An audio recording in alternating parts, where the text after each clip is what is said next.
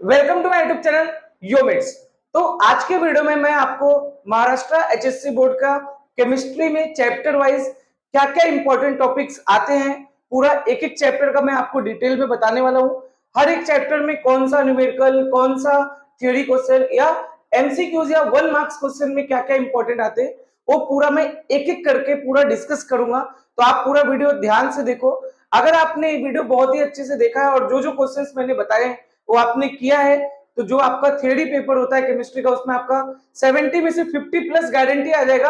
अगर आपने बस इस जो भी मैंने यहाँ थ्योरी बताया है, जो भी मैंने यहाँ इंपॉर्टेंट टॉपिक बताया, अगर आपने वो पेपर में पढ़ के करके गए हो, ठीक है। तो अभी भी जितना भी टाइम बचा है वो भी सफिशिएंट है, ठीक है। अगर आप एकदम एक डायरेक्शन में प्रिपरेशन करते हो, ठीक है, उस मतलब कि जो जो इंपॉर्टेंट टॉपिक्स है एमसीक्यूज में और 1 मार्क्स में अगर आपके ज्यादा राइट होते हैं क्योंकि आप प्रेडिक्टेबल क्वेश्चन करते हो, तो आपके ज्यादा से ज्यादा मार्क्स कम टाइम में भी आ सकते हैं, ठीक है। बट आपको इसको पढ़ना है और अच्छे से एक दो बार रिवाइज करके भी जाना है, ठीक है। तो गाइस, अगर आप चैनल पे नए हो तो चैनल को सब्सक्राइब कर दो, वेल नोटिफिकेशन बटन दबा दो, जिससे आपको आगे आने वाले वीडियोस का भी अपडेट मिलता रहे, क्योंकि मैं आपको फिजिक्स का भी इंपॉर्टेंट चैप्टर का वीडियो डालूंगा, ठीक है। साथ में आपके जो भी कॉलेज ग्रुप है उनमें भी ये वीडियो शेयर करो, ठीक है। साथ में जो भी आपका क्लासेस का ग्रुप है उनमें भी शेयर करो, मतलब ज्यादा से ज्यादा स्टूडेंट तक महाराष्ट्र में जितने भी 12th के एचएससी बोर्ड के स्टूडेंट है उन तक ये वीडियो पहुंचाओ,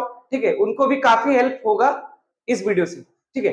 बेसिकली अगर मैं इस वीडियो की बात करूं तो केमिस्ट्री में टोटल 16 चैप्टर है, तो अच्छे से एक एक चैप्टर का इंपॉर्टेंट टॉपिक डिस्कस करना है। तो मैंने इस वीडियो को 4 पार्ट में डिवाइड किया है। शुरू के 4 चैप्टर सॉलिड स्टेट सॉल्यूशन, शुरू के जो 4 चैप्टर है 1 to 4 हम इस वीडियो में डिस्कस करेंगे। फिर अगले 4 चैप्टर पार्ट 2 में, अगले 4 चैप्टर पार्ट 3 में और अगले 4 चैप्टर पार्ट 4 में। मतलब केमिस्ट्री के टोटल इंपॉर्टेंट टॉपिक कितने वीडियो आएंगे? 4 वीडियो। उसी तरह फिजिक्स के भी इंपॉर्टेंट टॉपिक के जो 4 वीडियो उसके भी आएंगे। तो आप चैनल को सब्सक्राइब रखो, बेल नोटिफिकेशन बटन दबा के रखो, जिससे आपको उन वीडियोस का भी अपडेट मिलता रहे। साथ में वीडियो अगर आपको अच्छा लगेगा तो लाइक कर दो एंड कमेंट भी कर दो, ठीक है, जिससे मेरे को भी मोटिवेट हो और ज्यादा से ज्यादा आपको कंटेंट देने का और वीडियो बनाने का, ठीक है। तो सबसे इंपॉर्टेंट है कि अगर अपन एक एक करके स्टार्ट करें, ठीक है। उससे पहले मैं अपना इंट्रोडक्शन दे देता हूं। मेरा नाम योगेश कुमार है, मैं 4th ईयर एमबीबीएस स्टूडेंट हूं from government medical college Jalgaon, ठीक है। तो सबसे पहले अगर मैं बात करूं तो सॉलिड स्टेट है जो चैप्टर है, टोटल 5 to 6 मार्क्स का आता है, ठीक है। 5 या 6 मार्क्स का, मोस्टली 5 मार्क्स का आता है, कभी कभी किसी किसी पेपर में 6 मार्क्स का भी दिखा, ठीक है। तो बेसिकली हम इसको कैसे डिस्कस करेंगे, इंपॉर्टेंट टॉपिक वो देखो। सबसे पहले तो मैं आपको 1 मार्क्स एंड एमसीक्यूज बताने वाला हूं, ठीक है। जो जो आपको 1 मार्क्स एंड एमसीक्यूज का क्या पढ़ के जाना चाहिए आपको। दूसरा, फिर उसके बाद अपन 2, 3 एंड 4 मार्क्स का थ्योरी क्वेश्चन देखेंगे, क्या क्या थ्योरी क्वेश्चन आपको पढ़ के जाना चाहिए। और उसके बाद 2, 3 एंड 4 मार्क्स में क्या क्या न्यूमेरिकल्स आते हैं, क्योंकि बेसिकली अपने पेपर में क्या डिवीजन होता है, एमसीक्यू होता है, 1 मार्क्स क्वेश्चन होते हैं and 2 marks, 3 marks and 4 marks. तो 2, 3, 4 का अपन एक साथ थ्योरी देख लेंगे और एक साथ क्या क्या उसमें न्यूमेरिकल्स आते हैं वो देख लेंगे, ठीक है। तो सबसे पहले एमसीक्यू का डिस्कस करें। तो एमसीक्यू में आपको जो भी मैंने पेपर देखे, जो आपके रिसेंट जो पेपर पैटर्न था आपका वो 2020 से चेंज हुआ है, ठीक है। तो जो भी मैंने पेपर देखे उनमें क्या क्या एमसीक्यूज पूछते हैं। एमसीक्यूज में सबसे पहले तो वो पूछते हैं number of particle in SCC, BCC, face centre, body centre and simple cubic का नंबर ऑफ पार्टिकल पूछते हैं। ये एमसीक्यू में भी पूछ सकते हैं या 1 मार्क्स में भी पूछ सकते हैं, ठीक है। तो इस पे क्वेश्चन आता ही आता है, आप देख सकते हो 2024 मार्च, 2023 जुलाई, 2020 मार्च, तीनों साल ये क्वेश्चन आया हुआ है, ठीक है। तो आपको एक करके जाना चाहिए, इनमें से किसी एक का पूछेगा, ठीक है। उसके अलावा आपको relation between edge length and radius, इसका रिलेशन का डायरेक्ट आपको फॉर्मूला पूछता है, चाहे वो एफसीसी हो, बीसीसी हो, एससीसी हो, ये तो तीनों ही पूछा है 2024 के जुलाई में, 2024 के मार्च में, 2022 की जुलाई में। तो आपको ये भी पढ़ के अच्छे से जाना चाहिए। उसके अलावा आपको कोऑर्डिनेशन नंबर पढ़ना चाहिए, सिंपल क्यूबिक यूनिट सेल का, बॉडी सेंटर्ड का और एफसीसी का, जो कि 2022 के मार्च में आया। तो आपको ये 3 तो कर ही लेना चाहिए अच्छे से, इन तीनों का कोऑर्डिनेशन नंबर, इनके बीच में एज लेंथ एंड रेडियस का रिलेशन और साथ में number of particle in SCC, BCC, FCC आपको देख लेना चाहिए। इसके अलावा कभी कभी क्या होता है कि वो लोग डायरेक्ट टेक्स्ट बुक से एमसीक्यू दे देते हैं, मतलब कॉपी पेस्ट कर देते हैं। तो जो भी टेक्स्ट बुक में आपके एमसीक्यू है, चैप्टर एंड होने के बाद जो भी 10-12 एमसीक्यूज होते हैं वो भी आपको कर लेने। इसके अलावा एक चीज आपको और करना है, जो पैकिंग इफिशियंसी का एक टेबल है आपको, एससीसी, बीसीसी और एफसीसी का पैकिंग इफिशियंसी का टेबल, वो भी आप देख लेना। तो मोस्टली यही से आपको जो 1 मार्क्स का एमसीक्यू या 1 मार्क्स का जो 1 मार्क्स क्वेश्चन आता है, मोस्टली आपको यहीं से मिलने वाला है, जो आपका कवर हो जाएगा। ठीक है, अब बात करते हैं नेक्स्ट 2, 3 एंड 4 मार्क्स में क्या क्या थ्योरी क्वेश्चन आपको पढ़ना चाहिए। अब ये चाहे 2 मार्क्स में वो आ सकता है, चाहे 3 मार्क्स में आ सकता है, चाहे 4 मार्क्स में आ सकता है। 4 मार्क्स में मतलब वो पार्ट करके देते हैं, ऐसा नहीं कि 4 मार्क्स का कोई क्वेश्चन है सॉलिड स्टेट में। 4 मार्क्स में जैसे 3-4 क्वेश्चन होगा तो उनमें से एक पार्ट रहेगा, मतलब 2 मार्क्स का एक पार्ट वाइज क्वेश्चन डाल देगा 4 मार्क्स वाले क्वेश्चन में। ठीक है, तो आपको क्या क्या पढ़ना चाहिए थ्योरी में। थ्योरी में सबसे पहले आपको relation between molar mass, density and unit cell edge length का ये जो रिलेशन है आपको पढ़ना चाहिए। टेक्स्ट बुक में सीधा सीधा हेडिंग दिया हुआ है, जाके इसका रिलेशन पढ़ना चाहिए। ठीक है आपको, तो ये 2 मार्क्स में आपको आ सकता है, तो ये आप अच्छे से पढ़ो जाके, 2024 के मार्च में आया हुआ है। उसके बाद आपको जो क्रिस्टलाइन सॉलिड का जो टाइप्स है, ठीक है, उसका एक टेबल दिया हुआ है आपका, उसका टेबल और उसमें जो एग्जांपल्स दिए हुए वो आपको बहुत ही अच्छे से करना है। ठीक है, जो 4 टाइप होते हैं, आयनिक, कोवेलेंट, मॉलिक्यूलर और मेटेलिक सॉलिड, ये आपको बहुत ज्यादा अच्छे से करना है, और टेबल के साथ साथ इनका एग्जाम्पल भी करना, बिकॉज कभी कभी क्या आता है एग्जाम्पल को क्लासिफाई करने बोलता है, तो ये बहुत इंपॉर्टेंट क्वेश्चन है। मैं ये नहीं बोल रहा हूँ कि इसका आप थ्योरी पढ़ो, जस्ट इसका टेबल पढ़ लो, कवर हो जाएगा। एक टेबल पूरा पढ़ने में 2-3 मिनट जाता है, पूरा आपको एक साथ कवर हो जाएगा। ठीक है, 2024 के मार्च में डिफरेंस आया था, इन चारों में से 2 को उठा के उनका डिफरेंस पूछा था, जबकि 2020 में एग्जाम्पल को क्लासिफाई करने को आया था। तो यहां से कुछ भी आ सकता है, डिफरेंस आ सकता है, क्लासिफाई करने को दे सकता है, मतलब अगर आपने टेबल पढ़ लिया तो मोर देन सफिशिएंट है। ठीक है, नेक्स्ट सबसे इंपॉर्टेंट क्वेश्चन में थ्योरी का बोलने जा रहा हूं आपको, defect. Define point defect, point defect को डिफाइन करना आना चाहिए आपको, डेफिनेशन आना चाहिए, टेक्स्ट बुक में दिया है। And classification of defect, defect के टोटल 3 क्लासिफिकेशन है, एक है स्टोइचियोमेट्रिक पॉइंट डिफेक्ट, एक है इंप्योरिटी डिफेक्ट, एक है नॉन स्टोइचियोमेट्रिक डिफेक्ट। इनमें से कोई भी आपको पूछता है, कोई भी पूछता है, जैसे स्टोइचियोमेट्रिक पॉइंट डिफेक्ट में आपको शॉर्टकी और फ्रेंकल डिफेक्ट का डिफरेंस पूछा हुआ है। ठीक है, या इंप्योरिटी डिफेक्ट में सब्स्टिट्यूशनल इंप्योरिटी और इंटरस्टिशियल इंप्योरिटी का आपको डेफिनेशन एग्जांपल पूछा हुआ है। तो आपको सारे अच्छे से पढ़ने, मतलब सारे टाइप एक एक बार आपको देख लेना है, सारे टाइप एक एक बार आपको देख लेना है, उनके एग्जांपल्स देख लेने, और मोस्ट इंपोर्टेंट उनका डायग्राम बना के चले आने का। डायग्राम एकदम इजी रहता है बनाना, तुरंत अपने को विजुअलाइज होता है। तो सबका एक पॉइंट डेफिनेशन देख लेना, एक एग्जांपल देख लेना, 1-2 एग्जांपल, 3 एग्जांपल, और सबका डायग्राम बना के चले आना, और एक कॉन्सिक्वेंस पढ़ना कि ऐसा डिफेक्ट क्यों होता है। क्योंकि कभी कभी क्या होता है, जैसे उन्होंने शॉर्ट की डिफेक्ट का कॉन्सिक्वेंस अलग से पूछा है 2 मार्क्स में, तो कॉन्सिक्वेंस 2-3 पॉइंट उसका थ्योरी का पढ़ लेने का, एग्जांपल और डायग्राम सारे डिफेक्ट का देख लेने का एक बार। ठीक है, आपका कवर हो जाएगा। तो यही 3 थ्योरी के क्वेश्चंस आपके पूछे हुए। ठीक है, बाजू में मैंने ईयर लिख के रखा हुआ है, जो एक फेब मार्च में पेपर होता है उसको मैंने मार्च से डिनोट किया है, और एक पेपर आपका जुलाई में भी होता है उसी सेम ईयर। ठीक है, अगर कोई स्टूडेंट फेल हो गया या किसी वजह से नहीं दे पाए तो। उसके अलावा थ्योरी में क्या पढ़ना चाहिए, वैसे तो ये क्वेश्चंस नहीं पूछे हुए रिसेंट एग्जाम में, फिर भी मेरे हिसाब से आपको 1 मार्क्स का डेफिनेशन यहाँ आ सकता है, तो ये भी आपको पढ़ के जाना चाहिए। व्हाट इज क्रिस्टलाइन सॉलिड, अमorphous सॉलिड, दोनों के बीच में क्या डिफरेंस है, दोनों के लिए 2-2, 3-3 पॉइंट पढ़ लेने का, उनके एग्जाम्पल पढ़ लेने का, उसी को डिफरेंस बना के लिख देने का। What is isomorphism, what is polymorphism, ये सब आपको पढ़ के जाना चाहिए। ठीक है, तो ये आपको थ्योरी पॉइंट ऑफ व्यू अगर आपने इतना कर लिया तो मोस्टली क्वेश्चन यहीं से आएगा। अच्छा, अब चाहे कुछ भी हो, चाहे सॉलिड स्टेट 5 या 6 मार्क्स का, जितने भी मार्क्स का आता है, उसमें ये बात फिक्स है कि 2 मार्क्स का न्यूमेरिकल आएगा। 2 मार्क्स का न्यूमेरिकल सॉलिड स्टेट से फिक्स है, एकदम गारंटीड है। तो मैंने यहाँ कुछ न्यूमेरिकल्स के नंबर लिखे, आपको भी पता है आपके टेक्स्ट बुक में न्यूमेरिकल 2 टाइप के, एक तो जो आपके टेक्स्ट बुक के अंदर दिए हुए हैं सॉल्व्ड न्यूमेरिकल्स, जो सॉल्व्ड न्यूमेरिकल्स है उनको प्रॉब्लम करके आपको दिया हुआ है, और एक आपका है एक्सरसाइज में न्यूमेरिकल। ठीक है, तो आपको यहाँ दोनों करने होते हैं। अब पूरा कर पाना तो इम्पॉसिबल है, बट जो जो न्यूमेरिकल मैं बोलूंगा एटलीस्ट वो न्यूमेरिकल करो, क्योंकि उसी टाइप का न्यूमेरिकल वो देते हैं। मोस्टली तो वो लोग सेम ही उठा के दे देते, कॉपी पेस्ट करते, बट कभी कभी क्या होता है वो लोग सब कुछ सेम रखते, बस डेटा चेंज करते, तो उसी टाइप का न्यूमेरिकल रहता है। तो अगर आपने वो प्रैक्टिस किया तो एग्जाम में जाके आप कर सकते हो। ठीक है, तो कौन कौन से न्यूमेरिकल आपको करने हैं पहले तो देख लो। प्रॉब्लम में आपको 1.1 और 1.5 डेफिनेटली करना है, 1.1 3 बार पूछा जा चुका है, जिनमें से 2 बार तो एग्जैक्ट सेम डेटा था। 1.5 भी एक बार तो एग्जैक्ट डेटा के साथ पूछा जा चुका है।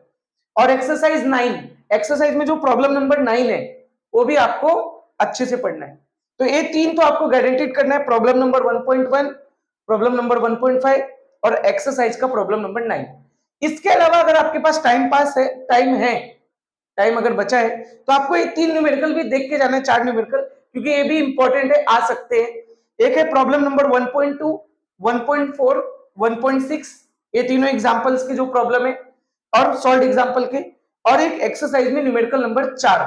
तो अगर आपने ये न्यूमेरिकल्स कर लिए तो आपका न्यूमेरिकल भी सारा कवर हो गया। मैंने यहाँ आपको सब न्यूमेरिकल करने नहीं बोला है, 3 जो है वो कंपलसरी करने को बोला है और 4 मैंने बोला है कि ऑप्शनल है, बट फिर भी करके जाओ कि अगर वो आ गया तो अपना ऐसा ना हो कि छूट गया अपने से, ठीक है, क्योंकि वो भी बहुत इजी है, 1 लाइनर्स के न्यूमेरिकल है। समझा क्या आपको? तो ये मैंने आपको सॉलिड स्टेट का पूरा इंपॉर्टेंट डिस्कस कर लिया, ठीक है।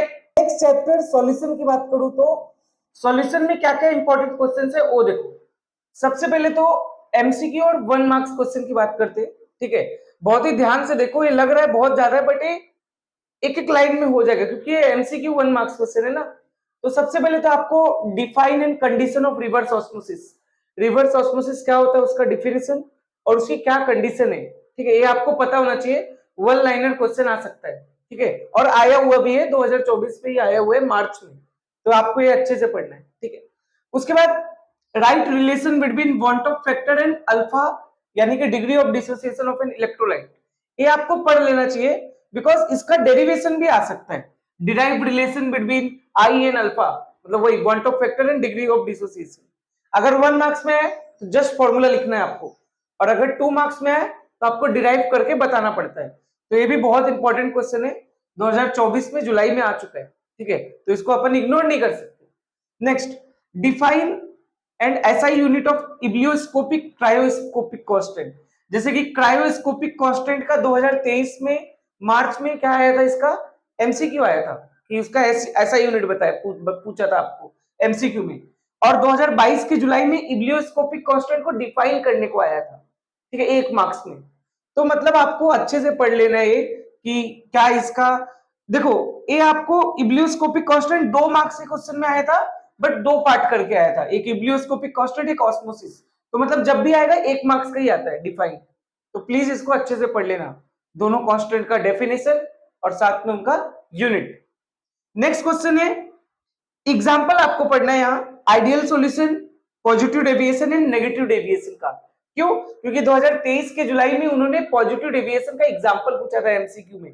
इवन सीटी में भी अगर आप देखोगे ना, सीटी के पेपर में भी इनके एग्जांपल्स आते ही हैं, ठीक है। तो एक एक दो एग्जांपल जस्ट दिए हुए, 2 मिनट जाएगा फटाफट देख लेने का, ठीक है।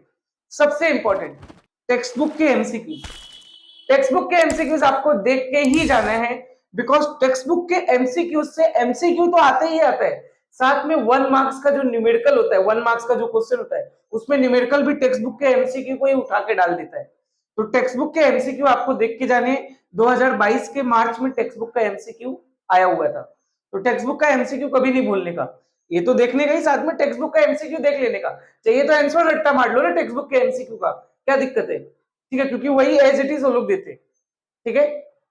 नेक्स्ट आपको हेनरीज लॉ पढ़ना है, उसका डेफिनेशन और न्यूमेरिकल। ये आपको 1 मार्क्स में, 2 मार्क्स में, चाहे इसका न्यूमेरिकल चाहे इसका डेफिनेशन, कहीं ना कहीं कुछ ना कुछ किसी ना किसी पेपर में पूछ ही लेता है। बहुत ज्यादा इंपॉर्टेंट क्वेश्चन है, 1 मार्क्स में, 2 मार्क्स में, कहीं भी आपको पूछ सकता है। तो प्लीज इसको छोड़ के आपको नहीं जाना है, ठीक है। उसके बाद define osmotic pressure, osmotic pressure का डेफिनेशन 2020 के मार्च में 2 मार्क्स के क्वेश्चन में आया था, 2 क्वेश्चन था, उनमें से एक क्वेश्चन ये था कि डिफाइन ऑस्मोटिक प्रेशर, तो पार्ट वाइज पूछ लेता है आपको।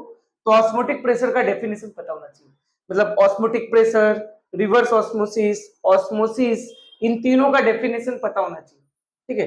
तो पेपर में बहुत बेसिक्स क्वेश्चन पूछते हैं, बहुत इजी क्वेश्चन वो लोग पूछते हैं, अपने को पता नहीं रहता और अपन लिख नहीं पाते, कुछ भी लिख देते, उसकी वजह से मार्क्स कट जाता है। तो ऐसे क्वेश्चन तो बिल्कुल गलत नहीं होने चाहिए, ठीक है। Define want of factor, want of factor का डेफिनेशन, तो ये सारा डेफिनेशन, एग्जांपल, इस सब करने में मुश्किल से 15 से 20 मिनट जाएगा, ज्यादा नहीं जाएगा, ठीक है, ये सारे डेफिनेशंस। तो ये लग रहा है कि इतना ज्यादा है, बट सोचो मैंने इतना लिखा है, बट ये सब बहुत ही कम टाइम में हो जाएगा।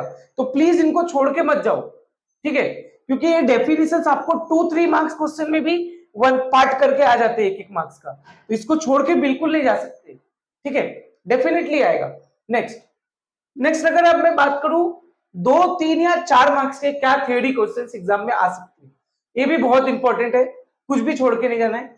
Define osmotic pressure, define osmotic pressure 2024 के मार्च में, 2022 के जुलाई में, दोनों टाइम पे आया था, ठीक है, तो प्लीज इसको आपको छोड़ के नहीं जाना है। Next derive relationship between osmotic pressure and molar mass of solute का, जो मतलब वही पाई और मोलर मास के सॉल्यूट का जो डेरिवेशन है, इनके बीच का जो दोनों का जो रिलेशन है, डेरिवेशन, ये आपको अच्छे से पढ़ के जाना है। आपके बुक में दिया हुआ है, हेडिंग दिया हुआ है, चुप आप देखोगे, पढ़ सकते हो आराम से चुपचाप, ठीक है।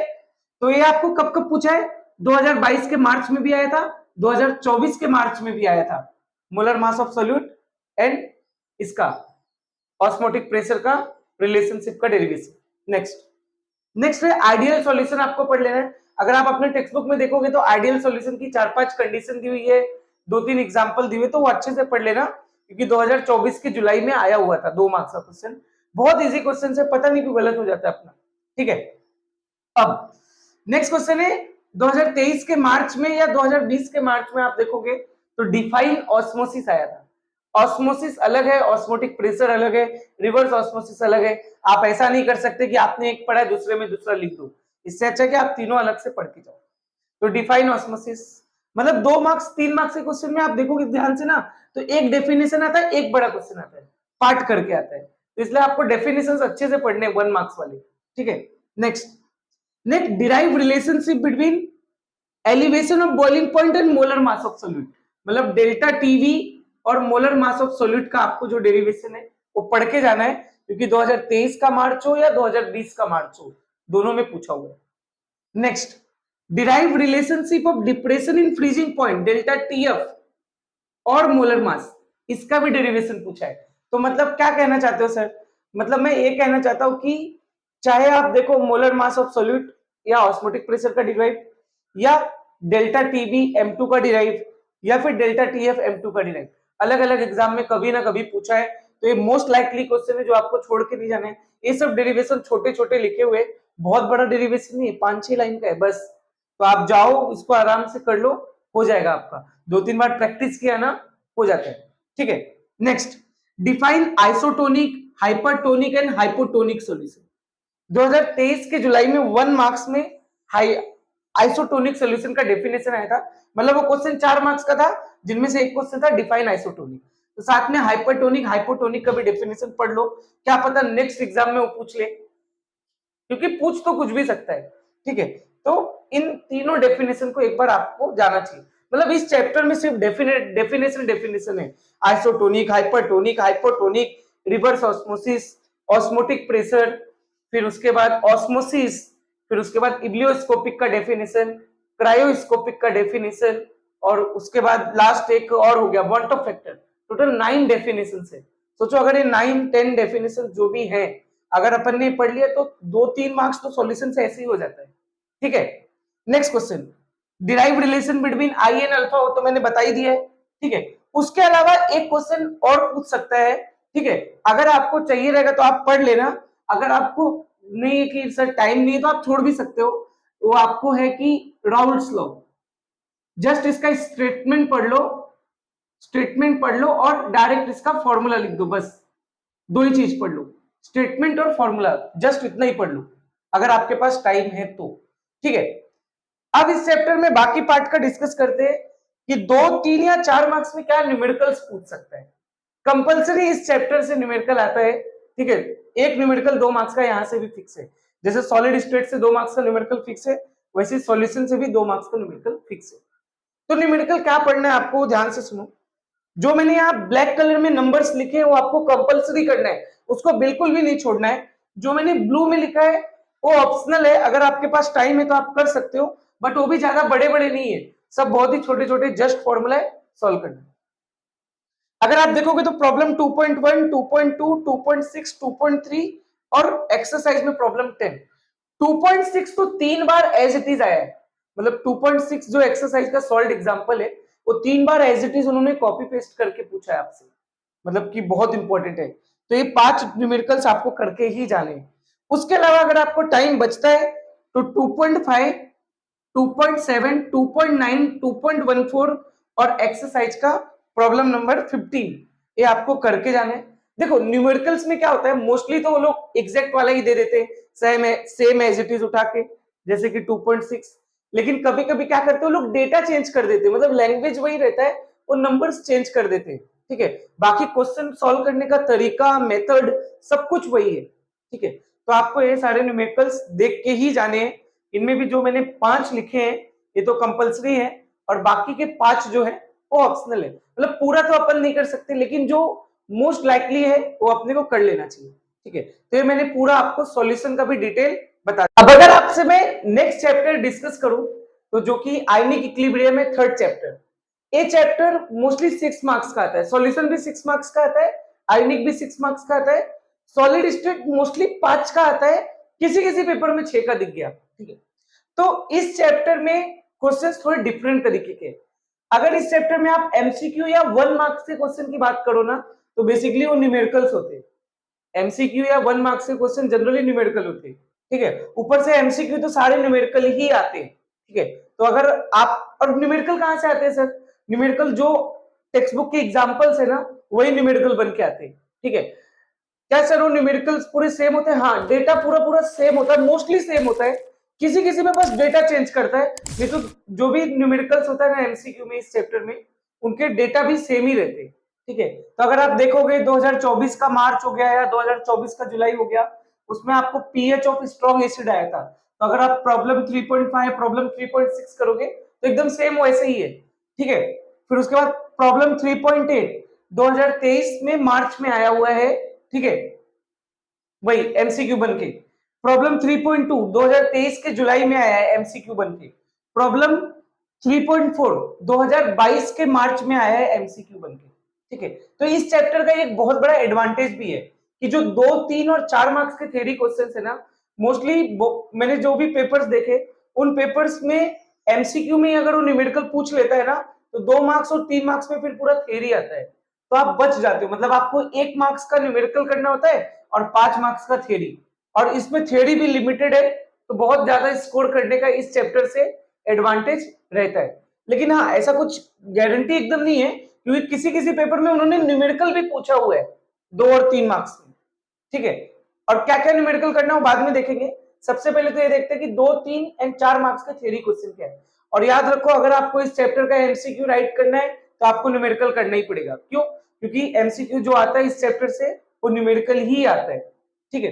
अब बात करते हैं थ्योरी क्वेश्चन की, बहुत ध्यान से सुनो, क्योंकि लिमिटेड क्वेश्चंस आते हैं और फिक्स क्वेश्चन आते हैं, एकदम फिक्स है। देखो, define buffer solution, buffer solution का डेफिनेशन आना ही चाहिए आपको। Types of buffer solution, 2 type के बफर सॉल्यूशन होते हैं, एसिडिक एंड बेसिक। अब एसिडिक बफर सॉल्यूशन का भी आपको डेफिनेशन आना चाहिए। एक एक बफर सॉल्यूशन का डेफिनेशन, इनके एग्जांपल्स और इनका जो पीएच का इक्वेशन है वो तीनों आना चाहिए। मतलब टाइप ऑफ बफर सॉल्यूशन में भी इनको डिटेल में पढ़ना है, एसिडिक को भी और बेसिक को भी, ठीक है। सबका आपको डेफिनेशन, फॉर्मूला और एग्जांपल्स पता होना चाहिए। Property of buffer solution, application of buffer solution, ठीक है।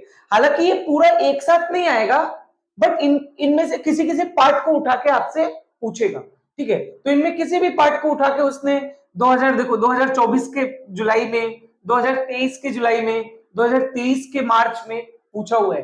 तो बफर मोस्ट इंपॉर्टेंट क्वेश्चन है, मोस्ट लाइकली ये क्वेश्चन आता ही आता है। कभी कभी क्या होता है, आपको थोड़ा सा लोग बेवकूफ बनाने का ट्राई करते हैं। जो एसिडिक एंड बेसिक बफर का जो बेसिकली फॉर्मूला होता है उसको अपन बोलते हैं हेंडरसन हेजलबेक इक्वेशन। तो कभी कभी आता है write Henderson Hasselbalch equation for acidic buffer, तो समझ जाओ कि फॉर्मूला लिखने को बोला है वो। तो बहुत ही सिंपल क्वेश्चन है, छोड़ मत देना, ठीक है, क्वेश्चन का लैंग्वेज समझने का, ठीक है। नेक्स्ट अगला, वैसे तो बफर का मैकेनिज्म अपने को नहीं पढ़ना होता है, बट अपने बुक में एक बफर का मैकेनिज्म दिया है, सोडियम एसीटेट और एसिटिक एसिड। इसका जो बफर का मैकेनिज्म है वो अपने बुक में दिया हुआ है। तो अगर अपने बुक में दिया हुआ है तो ये अपने को करना पड़ेगा, जो कि 2024 के मार्च में आया हुआ है, ठीक है। 4-5 पॉइंट उसके बारे में पढ़ लेने का, वही लिख के चले आने का। तो ओवरऑल सर बफर क्या है, बफर पूरा पढ़ना है, अच्छे से पढ़ना है, एकदम मोस्ट लाइकली थ्योरी क्वेश्चन यहाँ से आता है। मैंने बता भी दिया कि क्या क्या पढ़ना है, ठीक है। नेक्स्ट नेक्स्ट है define acid and base according to Bronsted Lowry theory, ठीक है। आपको एसिड बेस की 3 थ्योरी दी हुई है आपके बुक में, एक अरेनियस थ्योरी दी हुई है, एक लॉरी ब्रोंस्टेड थ्योरी दी हुई है और एक लीविस थ्योरी दी हुई है, जिनमें से लॉरी ब्रोंस्टेड थ्योरी आपको पूछा गया है 2024 के मार्च में, ठीक है, तो ये पता होना चाहिए। इसके अलावा एक बहुत बड़ा चीज नहीं है, आपको लग रहा है बहुत बड़ा क्वेश्चन है, वो लैंग्वेज लिखा है इसलिए बड़ा लग रहा है, बस आपको उन जो भी ये साइंटिस्ट है उन्होंने जो एसिड का आपको डेफिनेशन दिया है, जो बेस का डेफिनेशन दिया है वो लिखना है और एग्जांपल लिखना है, बस छोटा 2 क्वेश्चन है। उसके अलावा और आपको लिविस एसिड और लिविस बेस का भी डेफिनेशन पढ़ लेना, 2 मिनट जाएगा, बस 2 मिनट जाएगा, ठीक है। उसके अलावा एक क्वेश्चन बेसिकली 3 मार्क्स में पूछा था, तो एक तो ये था, दूसरा क्वेश्चन इसमें एक और पूछा था, derive relationship between pH and pOH. तो ये क्वेश्चन आपको यही क्वेश्चन आपको 2024 में मार्च में भी आया, यही क्वेश्चन आपको 2022 के मार्च में भी आया, derive relation between pH and pOH. चार लाइन का मुश्किल से रिलेशनशिप है, आप अच्छे से पढ़ लेना, 4 लाइन में डिराइव हो जाता है, बहुत इंपॉर्टेंट क्वेश्चन है। मतलब इस चैप्टर में बहुत लिमिटेड क्वेश्चन है और वही क्वेश्चन 2 3 4 बार घुमा फिरा के पूछा है, ठीक है, तो बहुत ज्यादा अपने को कुछ करना नहीं है, ठीक है, बहुत छोटा सा। नेक्स्ट आपको डिराइव करना है Oswald dilution law for weak acid and weak base. जो वीक एसिड का अपन पीएच निकालते हैं या के जो निकालते हैं या वीक बेस का, तो उसी को अपन बोलते हैं ओसवाल्ड डाइल्यूशन लॉ। तो वीक एसिड का ओसवाल्ड डाइल्यूशन लॉ आप देखो कितनी बार पूछा है, 2024 का जुलाई, 2023 का जुलाई, 2022 का जुलाई, मतलब आपको समझ रहा है कितना इंपॉर्टेंट है। उन्होंने हालांकि तीनों बार वीक एसिड का पूछा है, तो जरूरी नहीं कि एसिड का ही, बेस का भी पूछ सकते हैं, कुछ नहीं करना होता है, बस एग्जाम्पल चेंज हो जाता है बेस और बाकी के की जगह के भी हो जाता है, बाकी सब सेम रहता है। तो अगर आप एसिड का पढ़ रहे हो तो बेस का भी एक बार पढ़ लो, हो सकता है इस बार बेस का पूछे, ठीक है। चलो नेक्स्ट क्वेश्चन है डिराइव रिलेशन बिटवीन सॉल्युबिलिटी, जिसको अपन एस से डिनोट करते हैं, एंड सॉल्युबिलिटी प्रोडक्ट, जिसको अपन केएसपी से डिनोट करते हैं, इसका डेरिवेशन। हालांकि इसका डेरिवेशन तो अभी तक नहीं पूछा है, बट पूछ सकता है, छोटा सा डेरिवेशन है, एजीसीएल का उन्होंने एग्जांपल लेके डेरिवेशन किया है, तो आप वो डेरिवेशन देख लेना, ठीक है। 2 मार्क्स का अगर आया तो ये डेरिवेशन आएगा, बट इसके 3 एग्जांपल उन्होंने दिए हैं, जो भी रिलेशन है सॉल्युबिलिटी एंड सॉल्युबिलिटी प्रोडक्ट का, उसको 3 एग्जांपल से उन्होंने एक्सप्लेन किया है, एक एजीबीआर, एक पीबीआई2, एक एएलओएच3। एएलओएच3 का जो रिलेशन था सॉल्युबिलिटी सॉल्युबिलिटी प्रोडक्ट का, वो आपको 2024 के जुलाई में पूछा है। पीबीआई2 का जो रिलेशन था 2023 के मार्च में पूछा है। एजीबीआर का भी कभी ना कभी पूछ सकता है, मुश्किल से 2 लाइन का है रिलेशनशिप, जाओ देखो, बहुत इजी है, साथ में डेरिवेशन भी कर लेना 2 मार्क्स का, ठीक है, सॉल्युबिलिटी एंड सॉल्युबिलिटी प्रोडक्ट का। तो देखो हो गए खत्म, ये जो क्वेश्चंस आए हुए थे वो तो खत्म हो गए, तो बहुत ही ज्यादा इजी है, बहुत टाइम नहीं लगेगा, अगर आप बैठोगे तो 1-1.5 घंटे में ये पूरा थ्योरी आप कवर अप कर लोगे, और 2-3 बार रिवाइज किया, चैप्टर का थ्योरी खत्म, ठीक है।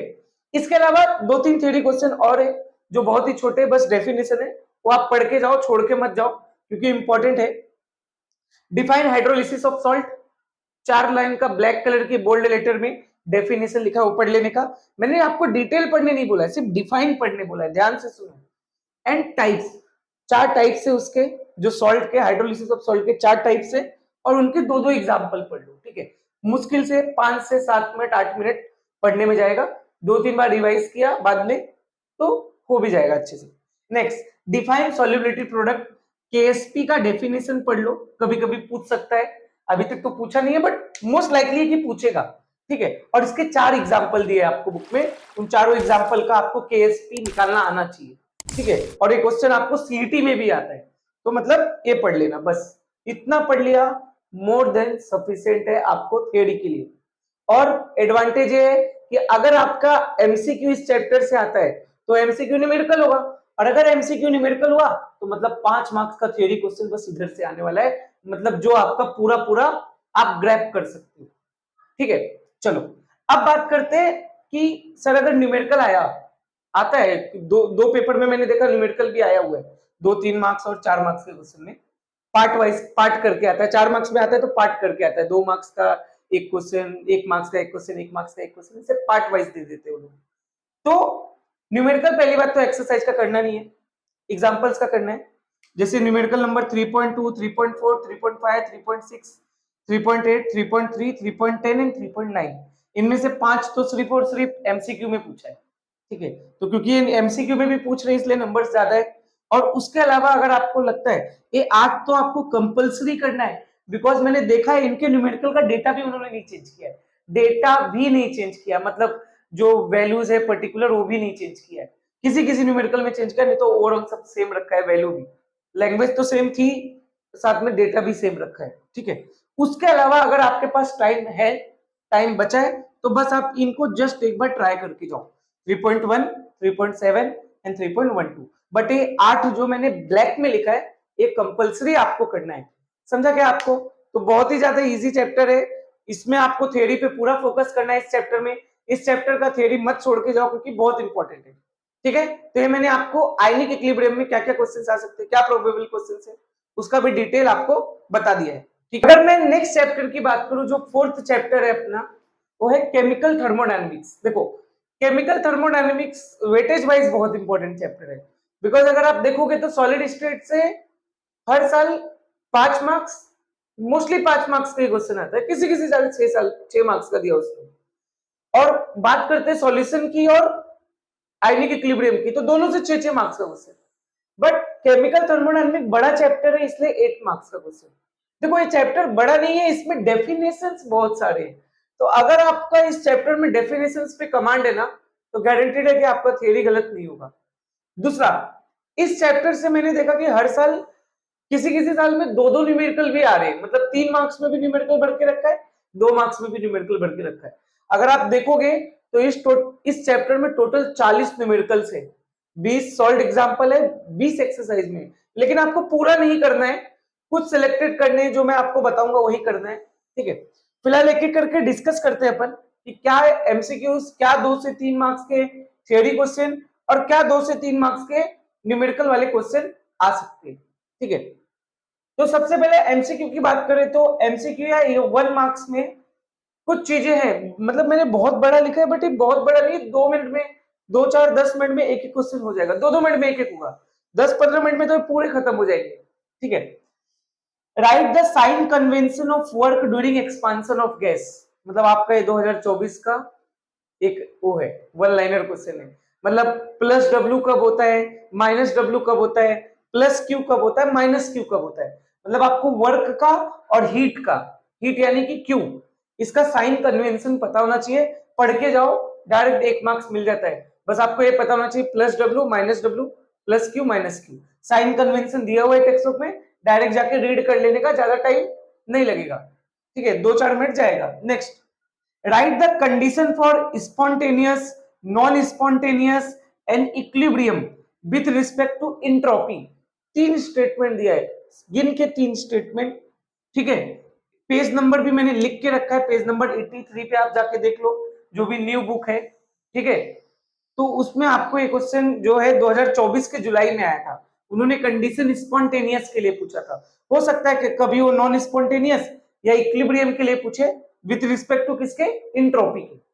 पेज नंबर 83 पे जाके देखो, 3 स्टेटमेंट दिया है, तुरंत हो जाएगा आपका। ठीक है, और इनमें से कोई भी उठा के एक पूछेगा आपसे। उसी तरह write the condition for spontaneity, non spontaneous and equilibrium with respect to delta G, मतलब अपने को ये बताना रहता है कि कोई भी प्रोसेस जो है स्पॉन्टेनियस है या नॉन स्पॉन्टेनियस है या इक्विलिब्रियम है with respect to entropy, with respect to गिव्स एनर्जी। तो ये वाला भी आपको पेज नंबर 84 पे 3 स्टेटमेंट के फॉर्म में मिल जाएगा, 3 स्टेटमेंट है, जाके पेज नंबर 84 पे देखने का। 2023 के मार्च में इन्होंने स्पॉन्टेनिटी के लिए पूछा था। ठीक है, तो ये बहुत ही ज्यादा, मतलब देखो मैंने यहाँ 4 क्वेश्चन लिखा है, 2 साइन कन्वेंशन का और 2 आपको स्पॉन्टेनियस, नॉन स्पॉन्टेनियस और इक्विलिब्रियम कंडीशन का। ये 4 क्वेश्चन पढ़ने में मुश्किल से 5 मिनट जाएगा, बट 1 मार्क्स का क्वेश्चन आपका एटलीस्ट फिक्स हो जाएगा। ठीक है, नेक्स्ट जो प्रॉब्लम 4.1 जो इधर दिया है मैंने, ये आपको 2023 के जुलाई में एज इट इज आया था। प्रॉब्लम 4.1 एमसीक्यू का जो प्रॉब्लम 4.1 है वो 2023 की जुलाई में एमसीक्यू के फॉर्म में आ गया था, जो न्यूमेरिकल है प्रॉब्लम 4.1। तो आपको कर लेना चाहिए, कभी कभी क्या होता है वो लोग न्यूमेरिकल को उठा के एमसीक्यू में डाल देते हैं। ठीक है, और बाकी मैंने आपको पहले भी बोल के रखा है कि टेक्स्ट बुक के एमसीक्यू बिल्कुल भी छोड़ के नहीं जाने हैं, चाहे वो कोई भी चैप्टर्स हो, ठीक है, चाहे वो फिजिक्स आप पढ़ रहे हैं, केमिस्ट्री पढ़ रहे हैं, बायो पढ़ रहे हैं, ठीक है, मैथ्स पढ़ रहे हैं, ठीक है, तो जो भी उनके एक्सरसाइज में एमसीक्यूज दिए आप उन्हें करके जाइए, गारंटीड करके जाइए, ठीक है। नेक्स्ट नेक्स्ट है कुछ डेफिनेशंस मैंने लिखे, define enthalpy of fusion, vaporisation, sublimation, ionisation, atomisation, solution.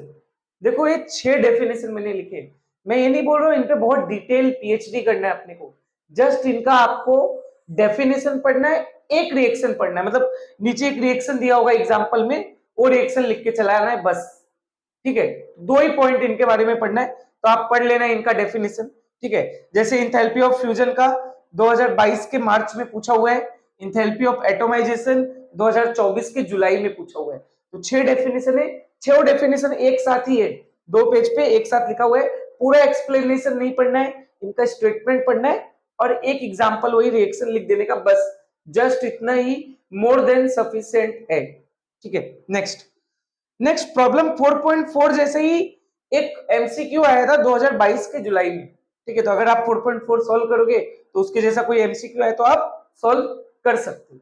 I think ये क्लियर हुआ, एमसीक्यू और 1 मार्क्स के क्वेश्चन तो मोस्टली इससे ही आएंगे, इससे बाहर नहीं आएंगे, तो मैंने बेसिकली मैं आपको सिर्फ यहाँ बेसिकली क्या होता है एमसीक्यू और 1 मार्क्स 18 मार्क्स का होता है, इसलिए आप उसको बिल्कुल मत छोड़िए, वो अगर आपने वो कर लिया वो 18 मार्क्स आपके पैक हो गए ना, तो बस बहुत ही अच्छे मार्क्स आपके आएंगे, ठीक है, इसीलिए मैं यहाँ आपको एमसीक्यू और 1 मार्क्स भी डिस्कस कर रहा हूँ।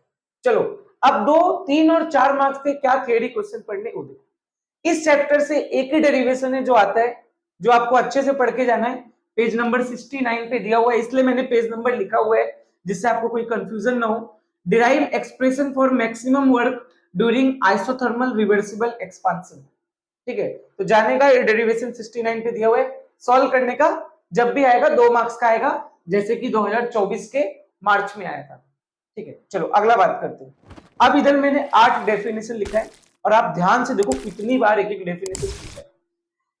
एक्सटेंसिव इंटेंसिव प्रोसेस का define example, isobaric adiabatic process का डिफाइन, और साथ में जो भी आप एक प्रोसेस पढ़ते हो ना आइसोबैरिक एडियाबैटिक, इनके प्रोसेस का एक इक्वेशन होता है वो भी पढ़ लेने का, एक लाइन का इक्वेशन, इनके प्रोसेस का एक लाइन का इक्वेशन और एक लाइन का डेफिनेशन एक पढ़ लेने का।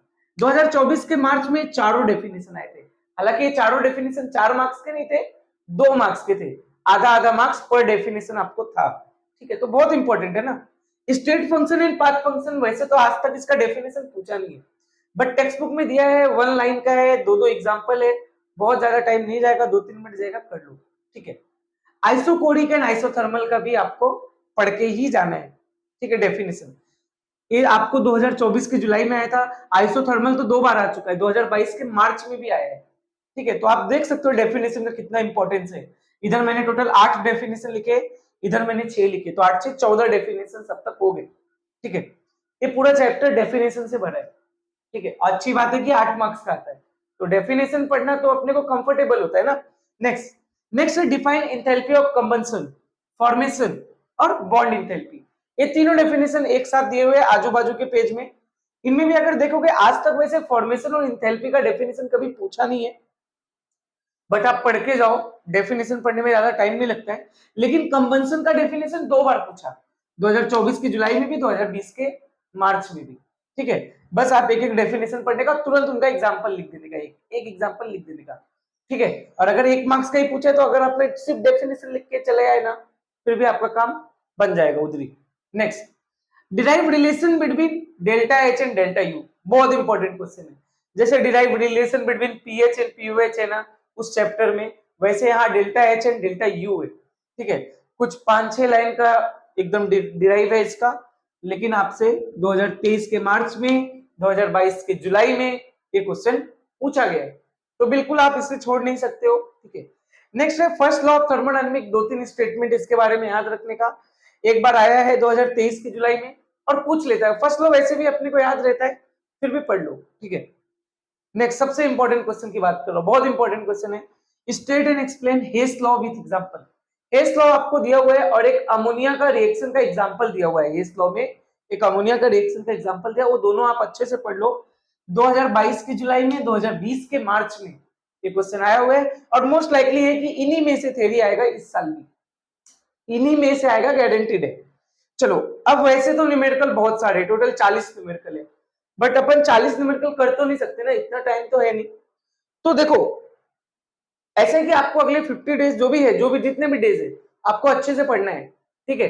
तो ये सबको पढ़ना है, रिवाइज करना है, हो भी जाएगा। देखो प्रॉब्लम 4.11 एक बार आया है, 4.15 दो बार आया है, 4.44 तीन बार आया है, एज इट इज आए हुए हैं सब, डेटा भी नहीं चेंज किया है। प्रॉब्लम एक्सरसाइज में जो सवाल नंबर 16 है वो दो बार आया हुआ है, 4.17 भी एक बार आया हुआ है। उसके अलावा 4.1 एमसीक्यू में आया, अभी मैंने आपको बताया ना एमसीक्यू में, ठीक है। 4.8, 4.9, 4.10, 4.12 और 4.19 ये आपको सॉल्व एग्जांपल से करने हैं। टोटल आई थिंक मैंने 9 सॉल्व एग्जांपल लिखे, 9 to 10 सॉल्व एग्जांपल, और एक्सरसाइज से सिर्फ एक लिखा है। मतलब मुश्किल से मैंने 10 प्रॉब्लम्स आपको सॉल्व करने बोले 40 में से, मतलब 25% सिर्फ बोला।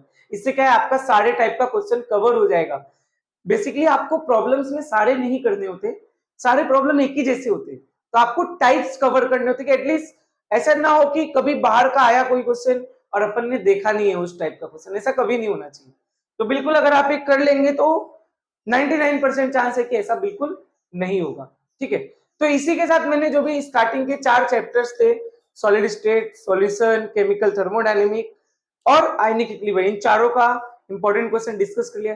प्लीज गाइस ये सब वीडियो बनाने में, डेटा निकालने में पूरा दिन जाता है, तो प्लीज आप चैनल को सब्सक्राइब करो, लाइक करो, कमेंट करो और ये वीडियो ज्यादा से ज्यादा स्टूडेंट्स को शेयर करो, सबका हेल्प होना चाहिए, ठीक है।